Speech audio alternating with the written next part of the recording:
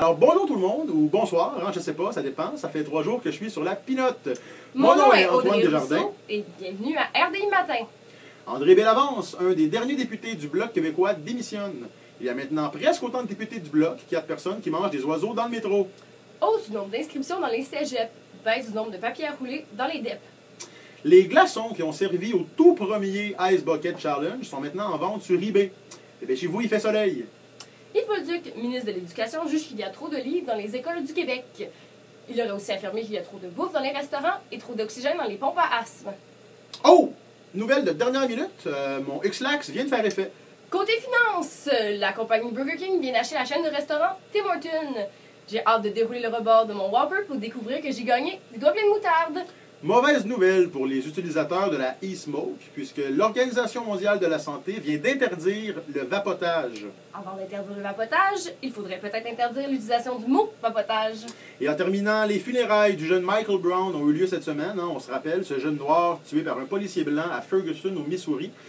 Ça ne me rentre pas en tête, moi, qu'il y a encore des tensions raciales entre les Noirs et les Blancs aux États-Unis. Ceux qui disent que les Noirs et les Blancs ne font pas bon ménage ont clairement jamais vu Elizabeth Blouin-Brathwaite.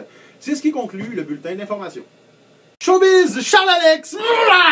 Bon, c'était la dernière de Guy Jodoin à sucré-salé cette semaine. On va toujours se souvenir de lui comme étant un précurseur des entrevues de type nu-pied à la ronde. Et c'est cette semaine qu'a eu lieu l'anti-gala Carve sur les ondes de Vrac TV. Oui, c'est un gala pour les jeunes, donc les commanditaires étaient Smirnoff Ice, les Primetime à la vanille et le McDo passé minuit. Sur une autre note, les Video Music Awards cette semaine à Los Angeles, dans la catégorie meilleure performance dans un vidéoclips, le trophée a été remis au Grotfest de Nicki Minaj. Bien mérité. Nouvelle de dernière heure, on a maintenant la confirmation que la sortie du nouvel album d'Alpha Rococo n'a rien changé au conflit israélo-palestinien. Ça fait ça de régler? Sinon, il y a Stéphane Rousseau et Franck Dubosc qui seraient présentement à la recherche d'une nouvelle raison de se mettre tout nu en public. Et en vrac? Le cuisinier rebelle regrette ses tatous et Alex Perron tient à nous rappeler qu'il est toujours homosexuel. Eh bien, merci Charles-Alex. Ça y est, c'est le moment relax. Hein? Vous le savez, comme à chaque semaine, on est un petit peu debout, un petit peu assis, tasse de café à la main. Puis on jase de sujets plus relax. Plus relax, hein? La semaine passée, d'ailleurs, on jasait hamac. Puis la semaine d'avant, on fumait de l'opium avec dansé militaire. Et cette semaine, on parle de... Cette semaine, on va parler de rentrée scolaire. Alors, qui dit rentrée scolaire dit... interdiction de s'approcher à plus de 100 mètres d'une école primaire. Du duotang. Le cartable des pauvres. C'est ça, qu'est-ce qui est le fun avec les duotangs, c'est qu'il y en a en plastique et en carton. Mais toi, Charles-Alex, est-ce que tu préfères en carton ou en plastique? Il va falloir que tu me payes une coupe de verre pour savoir la réponse de ça, ma très chère Audrey. Là.